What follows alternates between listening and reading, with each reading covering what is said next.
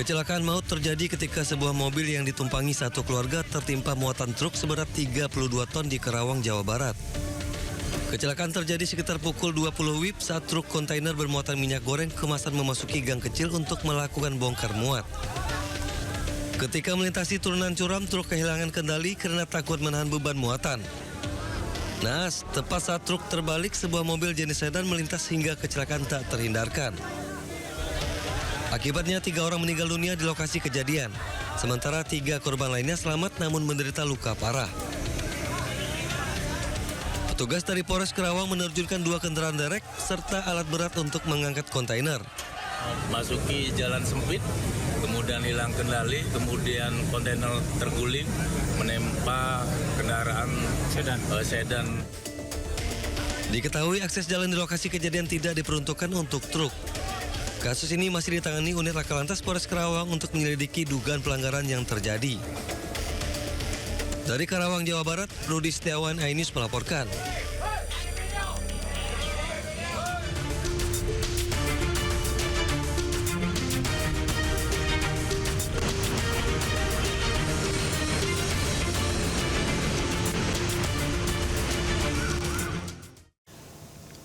Ya pemirsa, yang hari ini libur atau cuti bersama, ada rencana liburan ke Taman Marga Satwa Ragunan. Nih, ada baiknya sebelum ke sana kita simak dulu pantauan lalu lintas menuju ke Ragunan. Dan sekarang kami telah terhubung dengan Brigadir Treslinda dari NTMC Polri yang kini berada di kawasan Ragunan, Jakarta Selatan. Halo Brigadir Treslinda. Brigadir Treslinda, bagaimana pantauan arus lalu lintas dari tempat Anda melapor saat ini?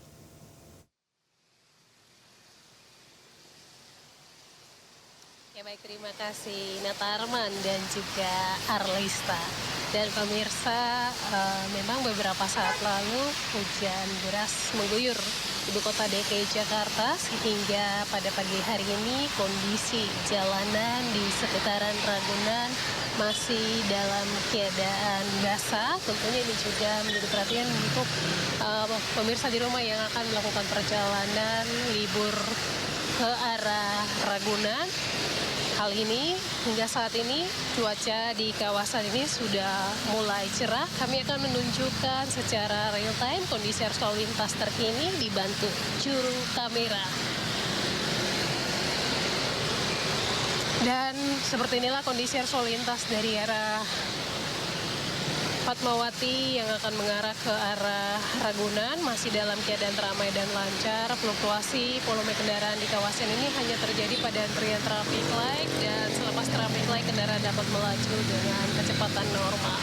Baik itu arus lalu lintas dari TB Simatupang yang akan mengarah ke arah Ragunan maupun yang akan lurus mengarah ke arah Cilandak dari arah Pejaten pun masih dalam keadaan ramai dan lancar.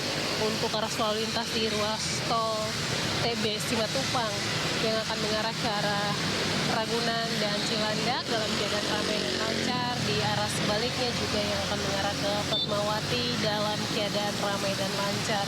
Meskipun lalu lintas lancar, hal yang perlu diantisipasi adalah kondisi jalanan pada pagi hari ini licin. Tentunya ini juga menjadi perhatian bagi para pengguna jalan yang melintas untuk menjaga batas kecepatan kendaraan Anda. Antisipasi dapat terjadi aquaplaning, mengingat juga kawasan beberapa jalan berlubang di kawasan ini juga perlu diantisipasi dengan menjaga batas kecepatan kendaraan Anda sehingga tidak menyebabkan kecelakaan lalu lintas tentunya.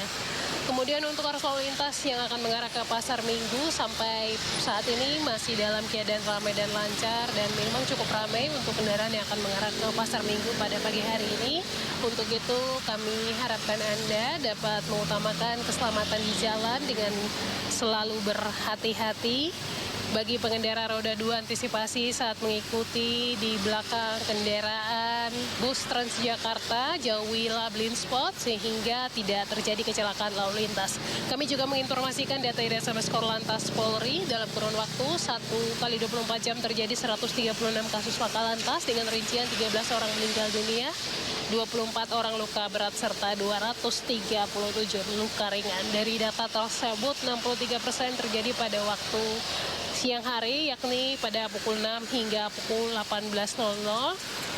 Dan penyebab kecelakaan mayoritas disebabkan dengan pengendara yang memacu kendaraan dengan kecepatan tinggi. Hal ini juga perlu menjadi perhatian bagi Anda yang akan melakukan perjalanan libur. Tentunya pastikan kecepatan kendaraan Anda dalam batas normal serta patuhilah rambu dan marka yang ada. Hal ini untuk mencegah terjadinya kecelakaan lalu lintas. Nata dan juga Arlista, kembali ke Anda di studio. Silakan. Terima kasih Brigadir Treslinda atas laporannya dari kawasan Ragunan, Jakarta Selatan. Selamat bertugas kembali. Salam presisi.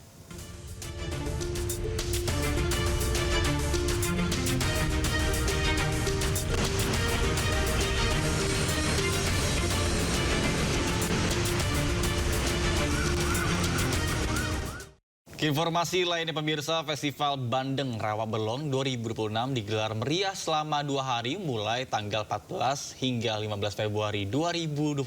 Belasan lapak ikan bandeng segar diserbu warga yang berburu ikan sebagai simbol kemakmuran.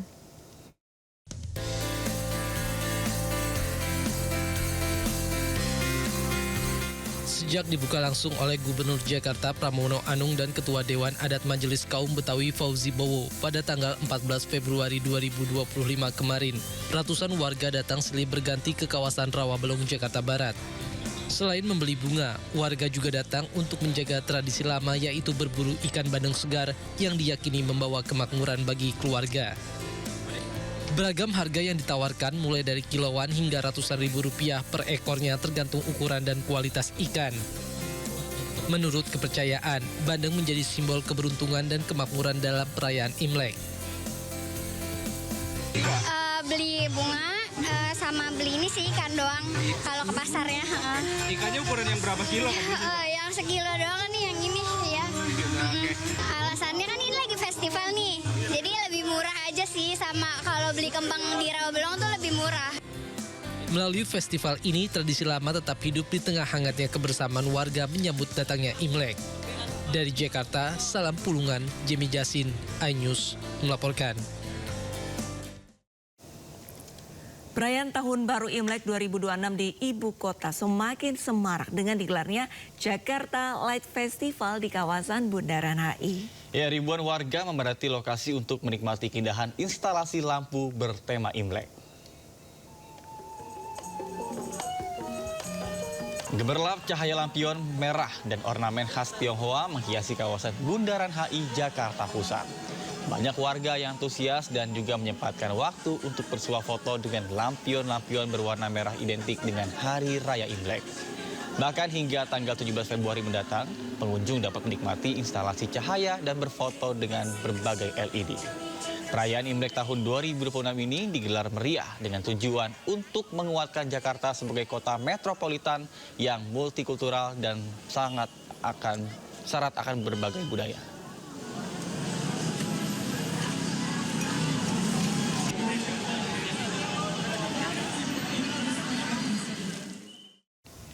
Ya, Kalista.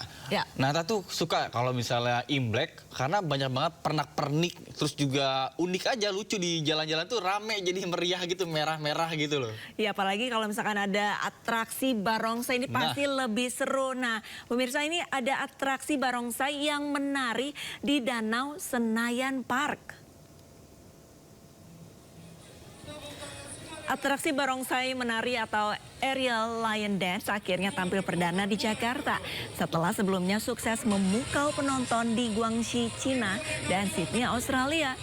Sesuai namanya, atraksi ini menampilkan barongsai yang seolah terbang dan menari di atas permukaan danau dengan koreografi yang menarik. Pengunjung juga berkesempatan memberikan angpau langsung kepada penampil barongsai saat atraksi berlangsung. Atraksi barongsai menari di Danau Senayan Park berlangsung hingga 17 Februari 2026 pada pukul 17.00 dan 19.00 waktu Indonesia Barat.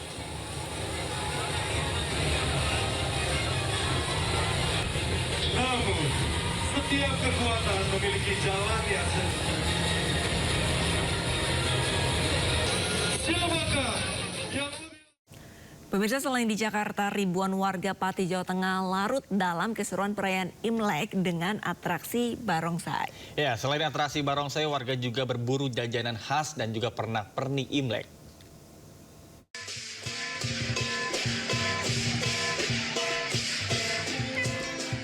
Ribuan warga memadati Kelenteng Hoktik Bio di Kabupaten Pati, Jawa Tengah untuk menyaksikan pertunjukan barongsai. Pertunjukan barongsai ini digelar menjelang puncak perayaan Imlek 2577. Tidak hanya pertunjukan barongsai, ribuan warga juga antusias berburu kuliner serta pernak-pernik Imlek seperti bacang dan kue keranjang. Tentunya kami sangat bahagia. Kenapa? Karena masyarakat sudah menerima barongsai sebagai budaya Indonesia juga. Dan itu dibuktikan dengan adanya kehadiran masyarakat yang begitu melimpah ruah. Ribuan orang hadir di acara di Kelenteng. Tidak hanya pertunjukan barongsai dan pasar Imlek, pihak Kelenteng juga menggelar makan gratis untuk para pengunjung. Dari Pati, Jawa Tengah, Vindi Agil, iNews melaporkan. Ya, pemirsa, berbagai tradisi dilakukan warga dalam menyambut bulan suci Ramadan. Di Temanggung, Jawa Tengah, warga melakukan tradisi doa dan makan bersama di areal makam yang juga diikuti penganut agama lain sebagai simbol kerukunan.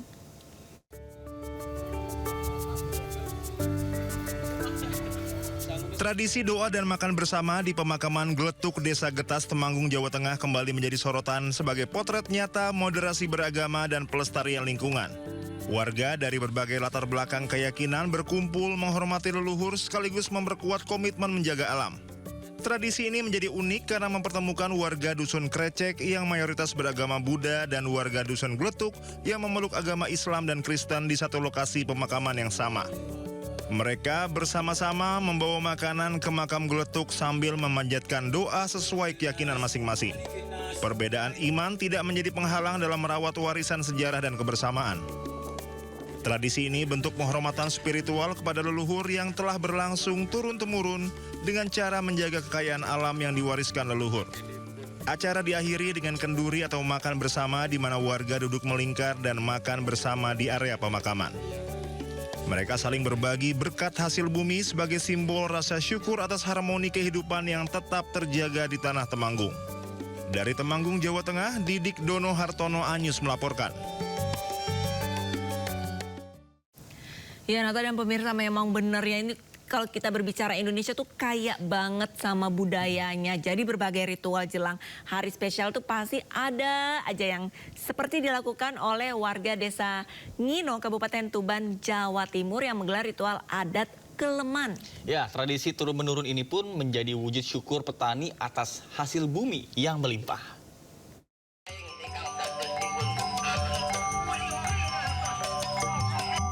Warga Desa Ngino, Kecamatan Semanding, Kabupaten Tuban, Jawa Timur menggelar ritual adat Keleman.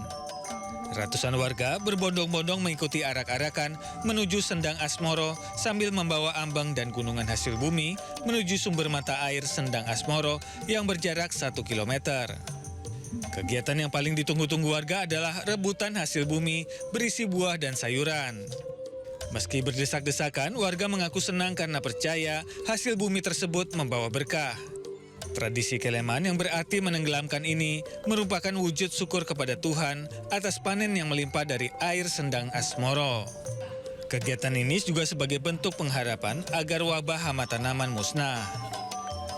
Wujud syukur dalam bentuk kita membawa segala umpur-ampit berupa polo pendem, hasil bumi dan lain sebagainya agar padi yang bunting ini ke depan bisa sampai panen melimpah ruah tanpa ada halangan berupa hama tanaman. Kalau harapannya, Pak? Kegiatan ini mudah-mudahan ke depan kami berharap bisa kami terus bisa lestarikan, mendapatkan support dari semua pihak. Tradisi Keleman yang dikemas dalam pertunjukan budaya ini rutin digelar setiap tahun sebagai bentuk melestarikan warisan leluhur dan menjadi daya tarik wisata di kawasan Sendang Asmoro. Dari Tuban, Jawa Timur, Pipit Wibawanto, iNews melaporkan. Kita beralih ke informasi lain, pemirsa. Majelis Ulama Indonesia MUI membantah permintaan membuat gedung megah untuk sejumlah ormas Islam di kawasan Mentereng, Bundaran HI, Jakarta Pusat. Ya, mereka juga menolak kabar jika pengelolaan gedung diserahkan kepada MUI. Wakil Ketua Umum MUI Pusat Khalil Nafis menyatakan bahwa gedung tersebut nantinya bukan diserahkan kepada MUI. Hanya sebagian lantai yang diberikan untuk ditempati atau diberikan hak guna pakai. Selain itu, menurut Khalil, Pengelolaan gedung juga kemungkinan tidak diserahkan kepada MUI. Meskipun demikian, MUI tetap mengapresiasi langkah Presiden Prabowo Subianto yang memperhatikan para ulama. Sekali MUI tidak pernah mengajukan surat minta. Jadi gedung itu. Jadi jangan dikira kami minta. Yang kedua, gedung itu bukan diberikan pada MUI. Hanya sebagian lantai akan diberikan untuk ditempati. Hak guna pakai. Ada Basnas, ada BWI, ada BPKH, dan seterusnya lembaga-lembaga yang lain. Dan yang ngelola juga mungkin bukan MUI. Dan sampai sekarang belum ada komunikasi polanya seperti apa dengan MUI.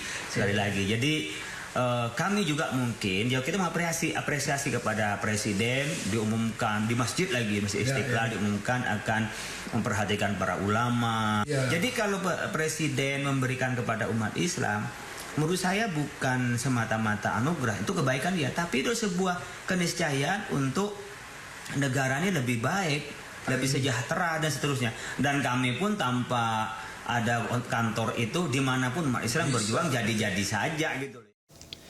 Ya, sebelumnya dalam pidato di acara pengukuhan pengurus Majelis Ulama Indonesia, Presiden Prabowo Subianto menyebut akan siapkan lahan 4.000 meter di kawasan Bundaran HI Jakarta Pusat. Prabowo mengungkap di lahan tersebut akan dibangun gedung 40 lantai untuk MUI dan badan umat Islam lain termasuk ormas-ormas Islam.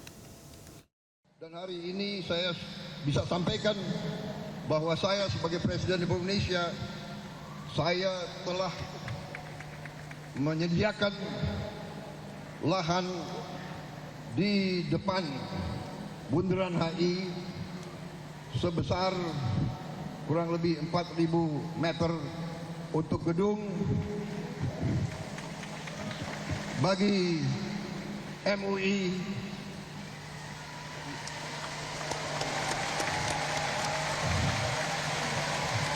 dan bagi badan-badan umat Islam seperti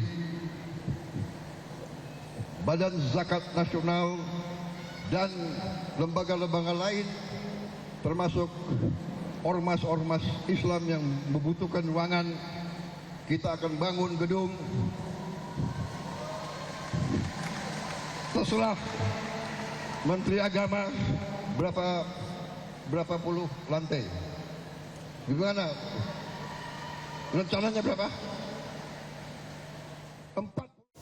Kapolri Jenderal Listio Sigit Prabowo bersama Ketua Komisi 4 DPR RI Titik Soeharto mengunjungi hunian sementara Asrama Haji Pinang Sori Tapanuli Tengah, Sumatera Utara. Ya, kunjungan ini sekaligus untuk menyerahkan bantuan terhadap korban bencana Sumatera, khususnya di Tapanuli Tengah.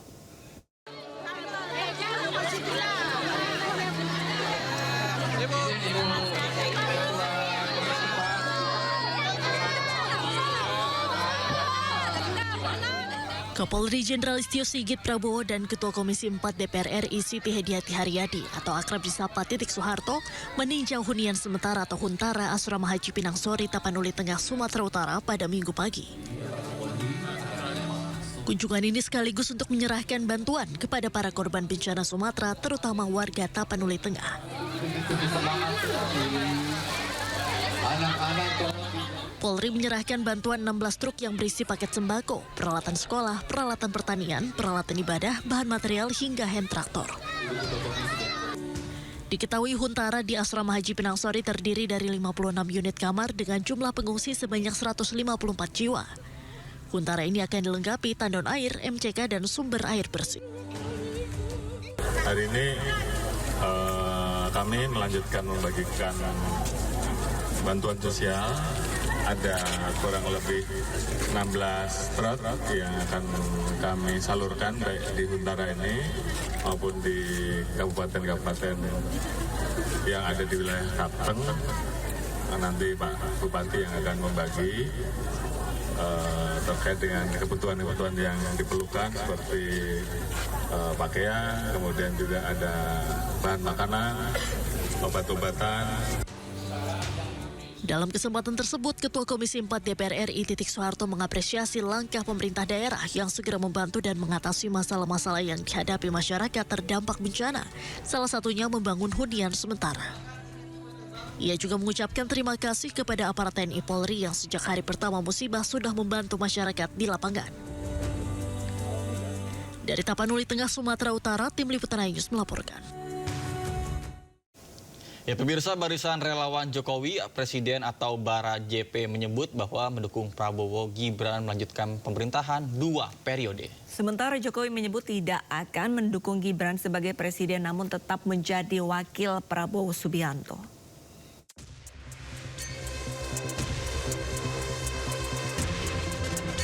Walau pertarungan Pilpres masih 3 tahun lagi, namun sejumlah partai politik termasuk barisan pendukung mulai memanaskan mesin politik mereka. Salah satunya Bara JP atau Barisan Relawan Jokowi Presiden.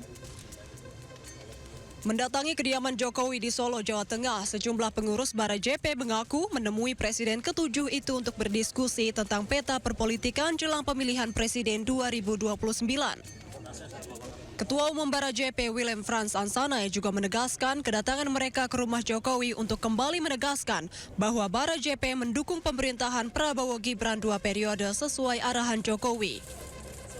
Tidak harus diganti di tengah jalan, sehingga itulah persepsi paradigma kami Bara JP mendukung apa yang disampaikan oleh Pak Jokowi bahwa pemerintahan Prabowo Mas Gibran itu 2 periode.